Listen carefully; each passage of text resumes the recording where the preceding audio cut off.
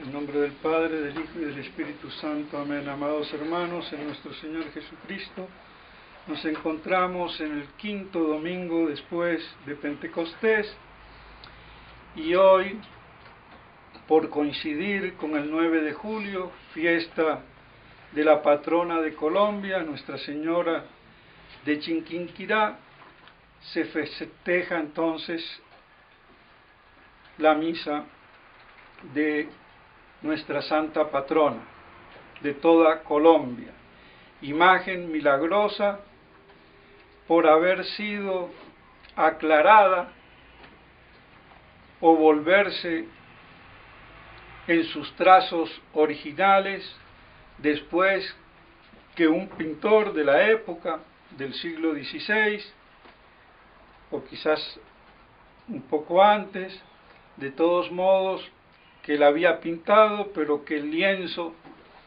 cayó en el olvido y hasta se usaba como si fuese una especie de trapo sin ningún valor, hasta que una buena señora, con sus oraciones, intuyendo que eso había algo con relación a Nuestra Señora, pidió que si de ser así, que se manifestara, y así fue como resplandecientemente se restauró, por decirlo así, milagrosamente, la imagen de Chiquinquirá, que es la que se venera en la Basílica de Chiquinquirá, que está en manos de los dominicos. Y no hay que decir del desastre,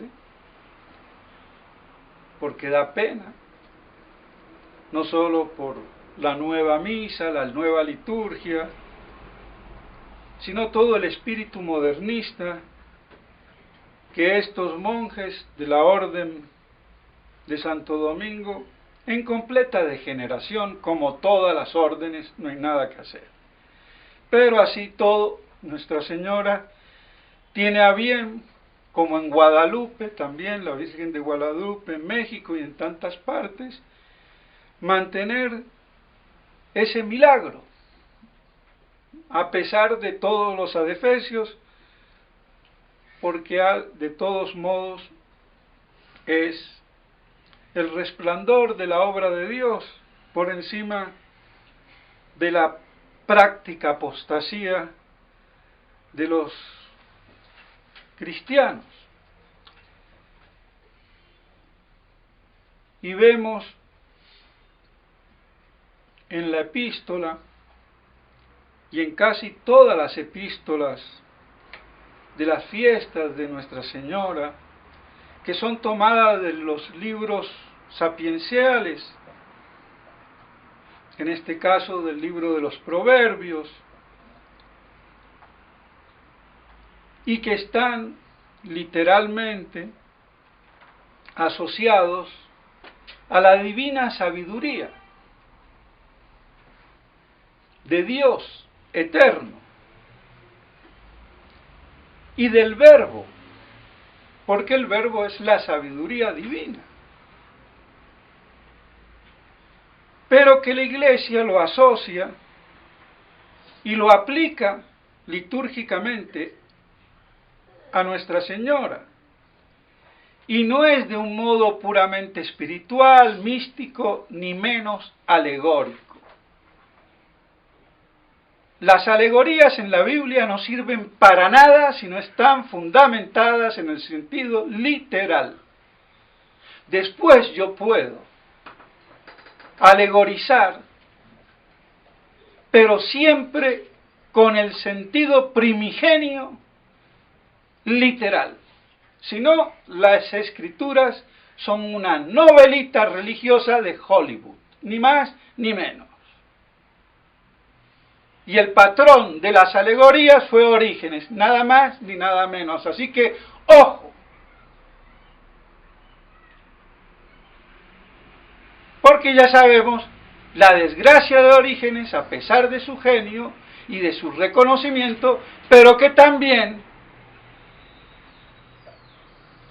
fue hereje y precursor de Arrio y hasta más hereje que Arrios, porque no solamente negaba la divinidad del Logos, del Verbo, sino la del Espíritu Santo, cosa que no se dice de Arrio. Así que entonces nos bajemos del caballito con Orígenes y pongamos las cosas en su puesto.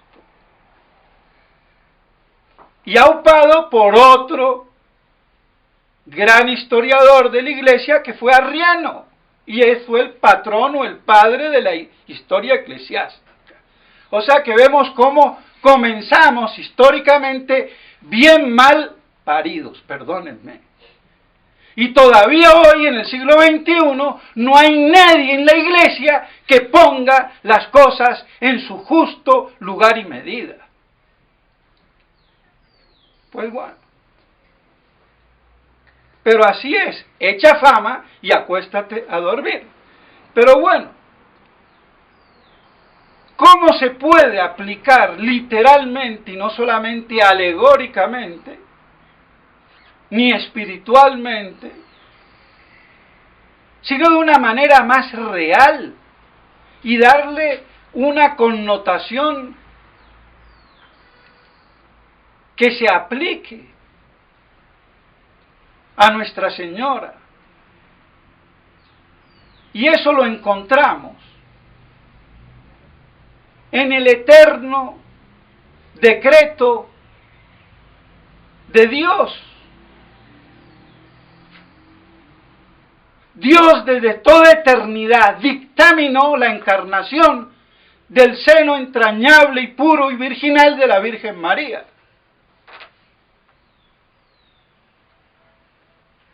Como paradigma de toda la obra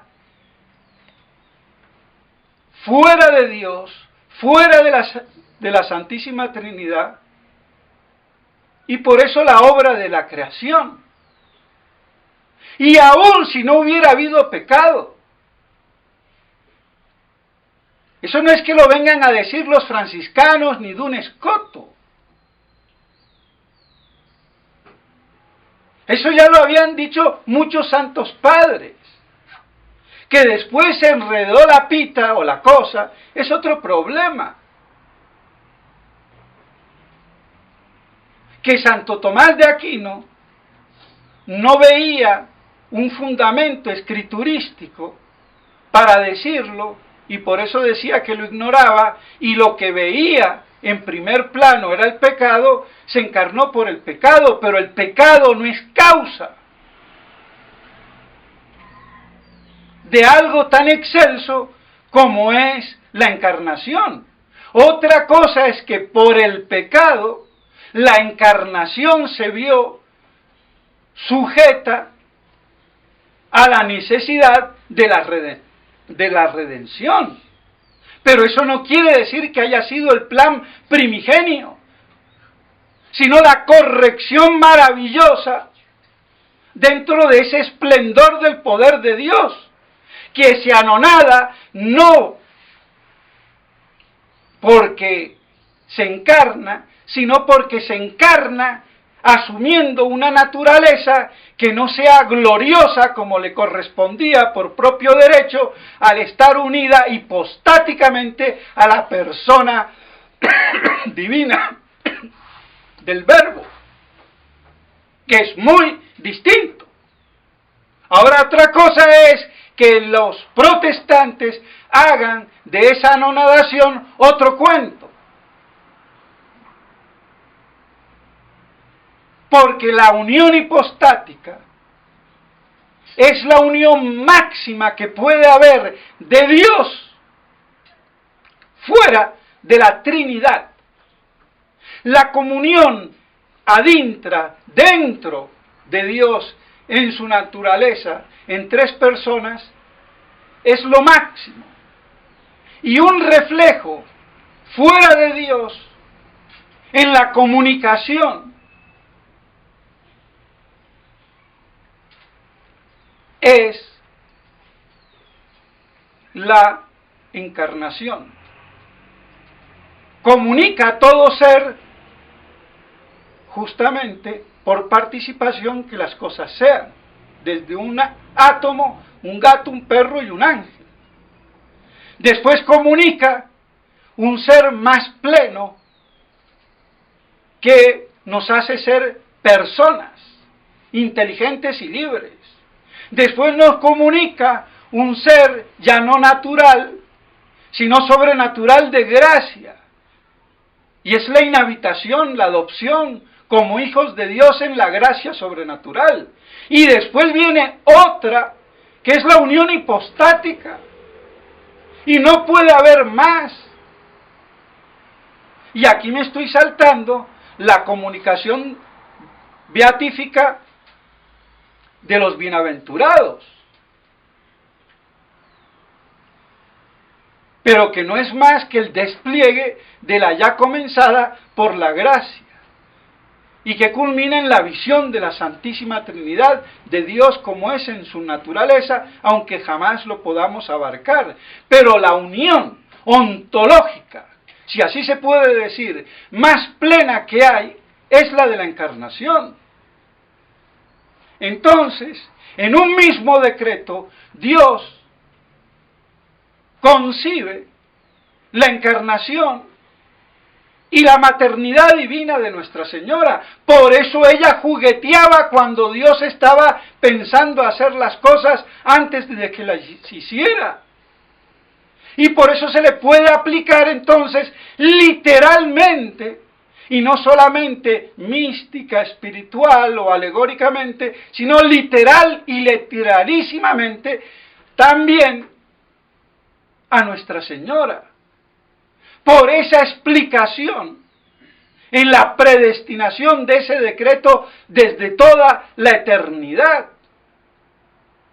Y que después, por caer en disputas teológicas de escuelas, todas equivocadas, unas más y otras menos,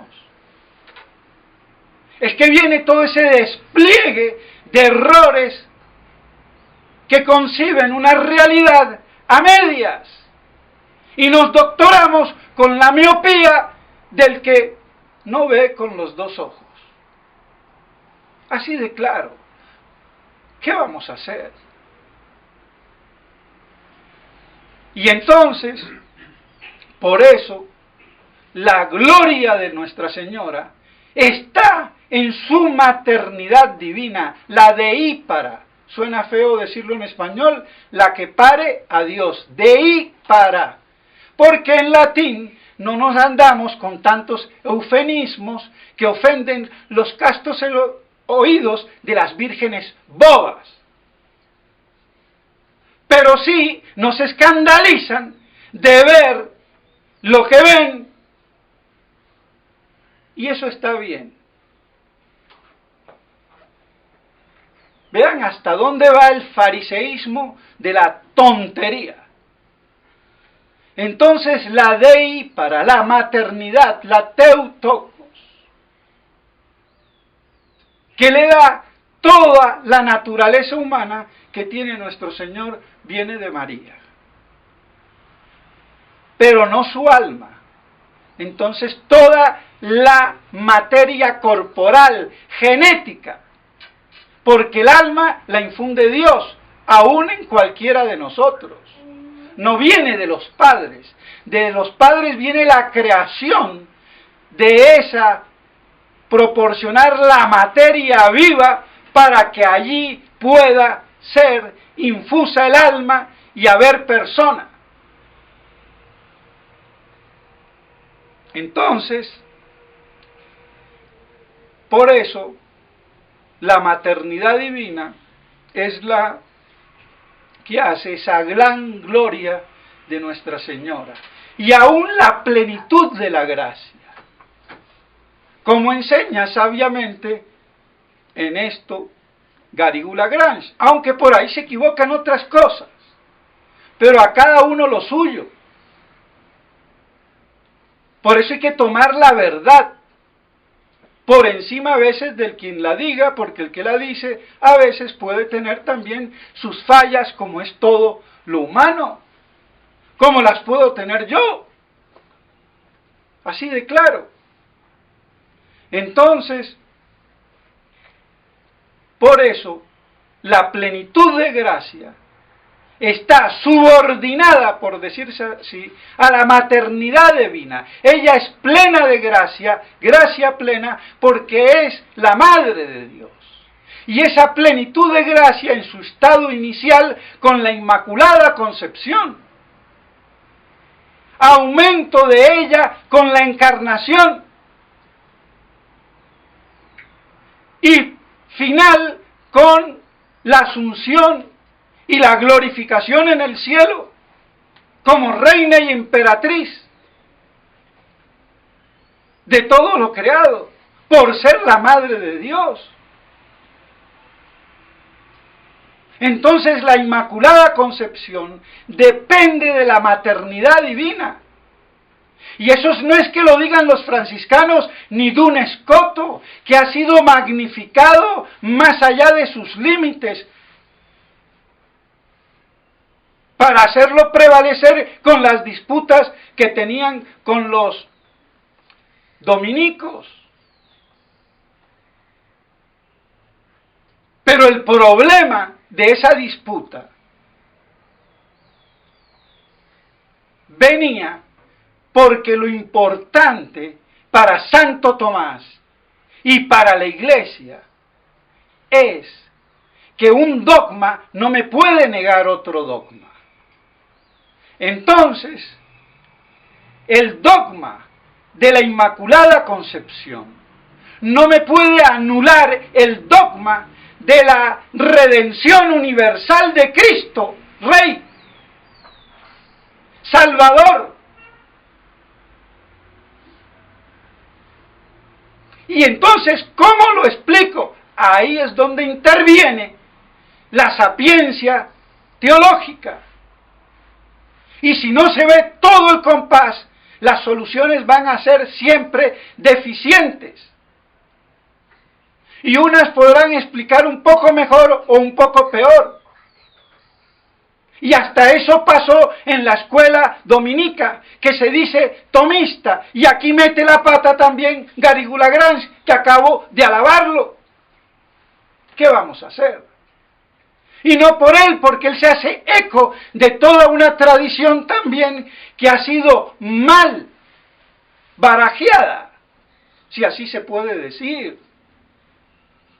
Entonces la redención universal de Cristo, que obliga que toda criatura humana procedente de Adán por vía de generación cayó en el pecado original y necesita de redención. Ahora el problema, ¿cómo se le aplica eso a su Santísima Madre? Sencillo, ¿qué vamos a hacer? Por redención preservativa, mientras que todo lo demás es redención liberativa. ¿Qué quiere decir eso de preservativa? Que preserva lo que va o lo que puede acontecer. Yo puedo liberar a alguien que cayó en la cárcel y lo saco. Lo estoy liberando. Pero lo puedo preservar de que caiga en la cárcel y se lo lleven preso. Entonces esa ley de generación natural, por la cual se transmitía el pecado original como se debería transmitir primigeniamente la gracia por vía de creación, entonces, ¿qué pasó? Vino la desgracia. Y eso vino a descomponer. Entonces Nuestra Señora, que es hija de Adán, y por ley de lógica consecuencias, debía de haber contraído el pecado original, pero no podía contraerlo, porque entonces, ¿cómo queda? Entonces nuestro Señor la preserva.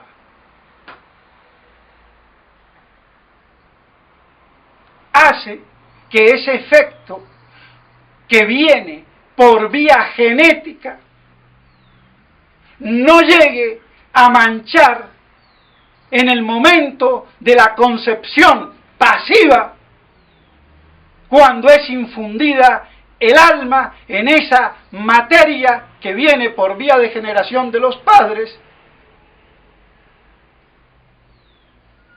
y que en el momento de producirse la infusión del alma y constituirse la persona no se manche. Y ese es todo el cuento. Porque para la tradición rabínica judaica, y que Galatino, que es uno de los de la escuela de franciscana, pensaba, como los judíos, debía de ser el igual, que cuando Adán fue creado, una porción antes de que pecara fue conservada, pasada a Set, o de Adán pasada a Abel, de Abel a Set, y así hasta que llegó a San Joaquín. Y por eso fue antes del pecado, y que así fue que se preservó. Eso es cuento chino.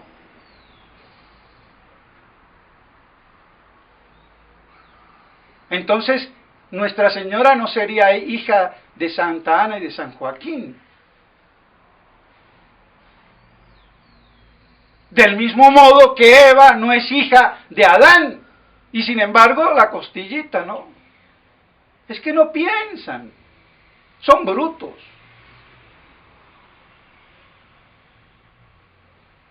Entonces Santo Tomás dice, no, eso viene contaminado, pero antes de que se infunda el alma y se constituya la persona, en ese preciso momento, Inmaculada Concepción.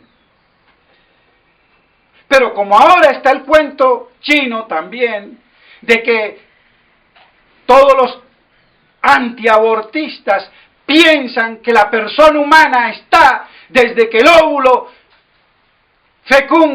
es fecundado por el espermatozoide y hay persona. Semejante estupidez que va contra la ley de la generación.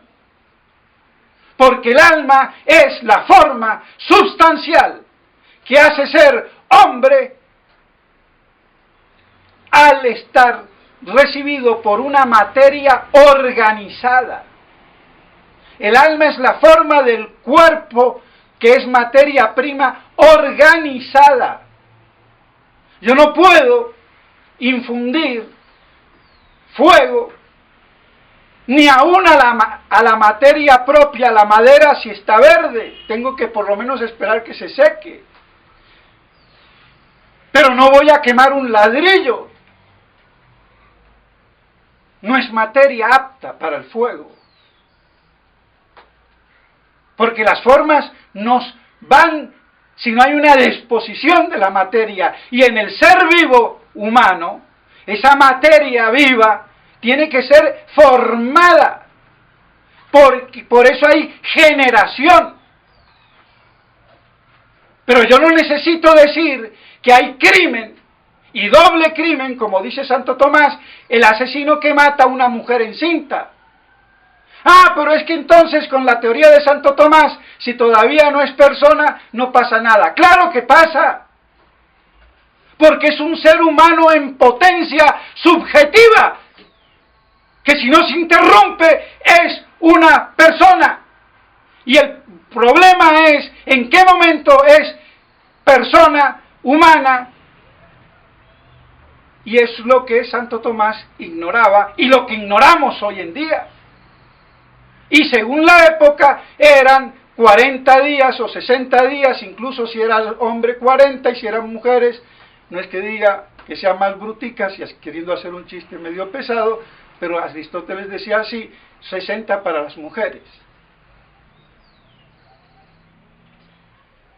Pero nadie sabe, como nadie sabe exactamente cuándo muere la persona. Puedo tener signos y decir, bueno, aquí hace 5 minutos estaba vivo y hace 5 minutos. Pero lo que hay en el vientre, ni por computadora, perdónenme. Pero es un hecho que los gemelos homocigóticos si no estuviera dividida esa materia antes, estarían en una misma masa dos almas. Mejor dicho, serían como esos que nacen juntos, ¿cómo se le llama a los siameses? Ya en el vientre materno. Y no puede ser eso así. Tienen que estar por lo menos separados, aunque sea un segundo después. Entonces no es en el mismo instante. Entonces todas estas cosas las digo para que se vean los problemas que hay y que no pensemos a tontas y a locas que Santo Tomás se equivocó, porque él quería dejar bien en claro, y lo dejó, que se necesitaba la redención. ¿Y cuál? La preservativa. ¿Y a dónde habla de preservación? En la Suma Teológica. Tercia pars, cuestión 32 o 33 o 34, por ahí anda. En las versiones depuradas, y en otras, cuando habla tota pulcra, es María. Y no hay mácula in te, no tiene mancha. Pero había que explicar el cómo teológico de la cosa.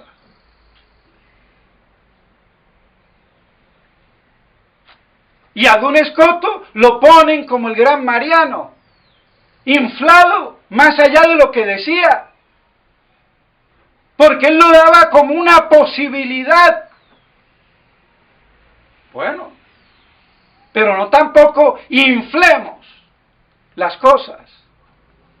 Entonces, aquí queda claro que la Iglesia, al definir la Inmaculada Concepción, la hace pasar por la cruz. Pero preservándola. Y por eso nunca fue manchada, porque normalmente lo que mancha es la carne al alma cuando es infundida. En ese preciso instante, preserva, no permite que se produzca el efecto.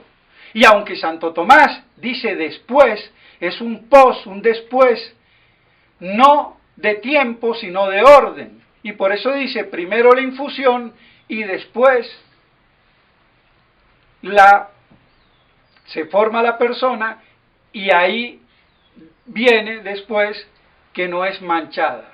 Pero no hay un antes y después de tiempo, sino de orden, que es también la otra cosita que no han sabido ni aún el mismo Garrigou-Lagrange explicar. Pero el padre del Prado, del que saco casi todo esto, sí lo dice. Si hasta Mahoma, sin hablar de la Inmaculada Concepción, decía que había solamente dos criaturas que no estaban bajo las garras de Satanás, que era la Virgen María y su hijo, Mahoma. Todo lo demás estaba sometido al dominio de Satanás. Parece Mahoma más católico que cualquiera de nosotros. Y no es así. Pero vean, porque venía de la tradición judía, la misma que toma Galatino y la escuela franciscana, que con Duns Scoto se desvió por el nominalismo, porque con San Buenaventura, la primera escuela franciscana, bueno, pues, ¿para qué digo todas estas cosas?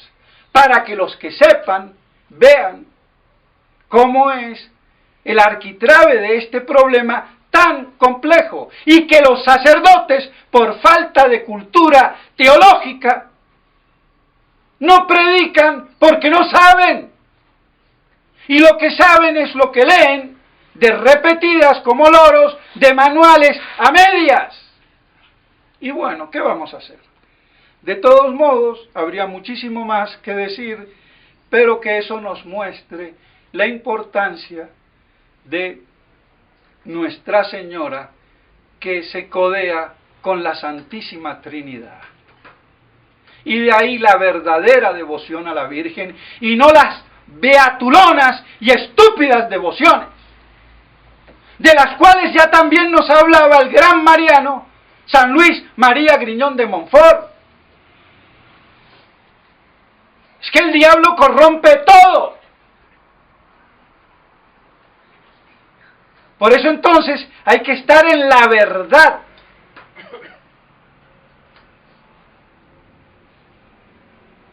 Y por eso hay que pedirle a Dios que nos conserve en la verdad, la cual Él es.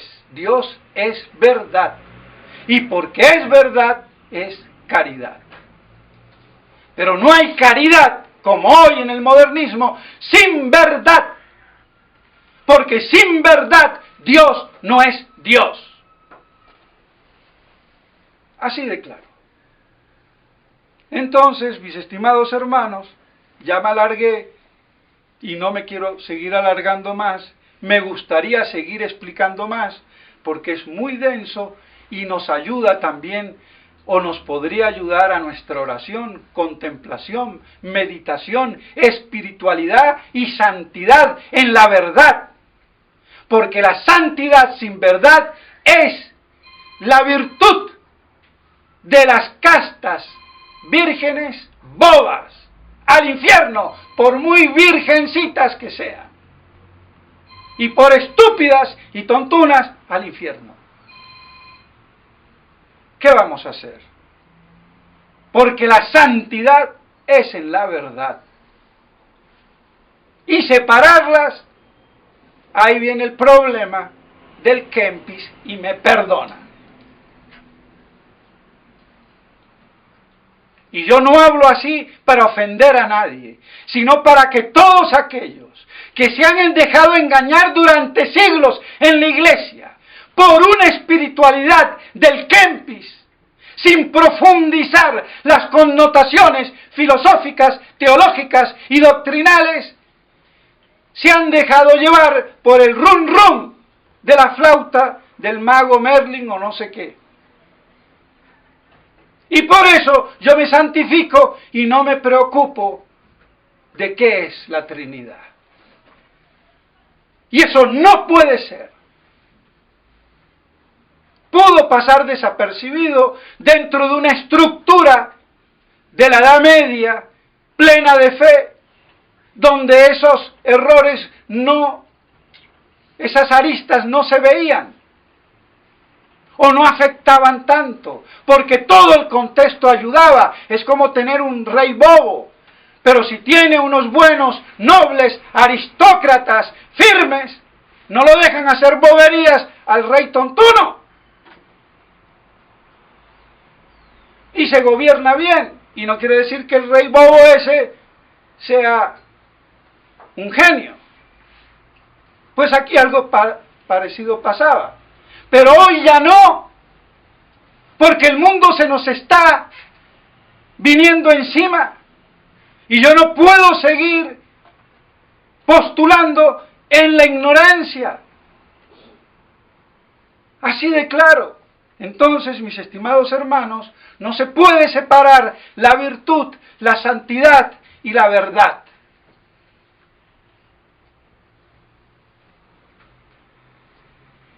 Pidámosle a la Santísima Virgen María que nos ayude a comprender y contemplar estas cosas y veamos las riquezas tan inmensas, y por eso se la compara a Nuestra Señora como el mar,